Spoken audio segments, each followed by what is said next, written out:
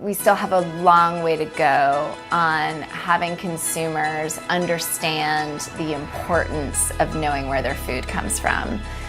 We are in multiple crises, whether we talk about a health crisis or a climate crisis, and all of these are related to our food system. Really, it's taken me 6 years to understand the bounty of what we grow in South Carolina. We have a full 12-month growing season. There's an incredible food scene in Charleston, but a lot of the product that was being grown here was actually being shipped outside the state. So there was a gap in between these two entities, and once you bring it together, it helps the farmers, it helps the chefs, it helps everyone. So it was creating that efficiency to be able to create a thriving food system here.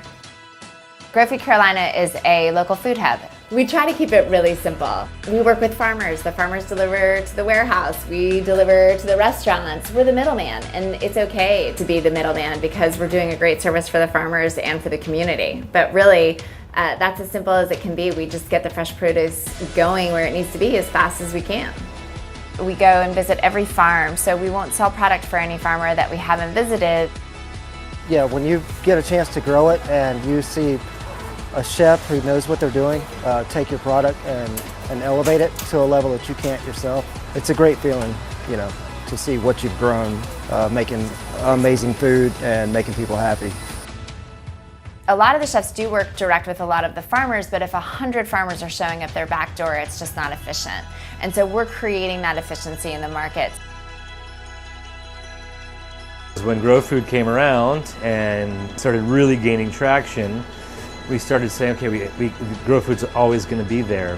So these relationships, we don't have to reinvent every 2 months. So it's been a huge help for us to get that kind of support.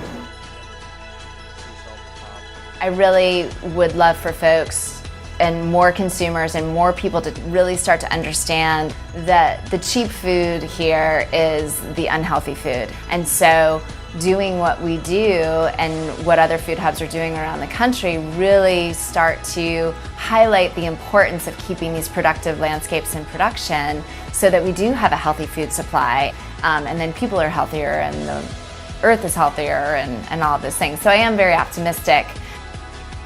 And we need to show young people that farming is a good way of life, that they can own land and have a family and support a family.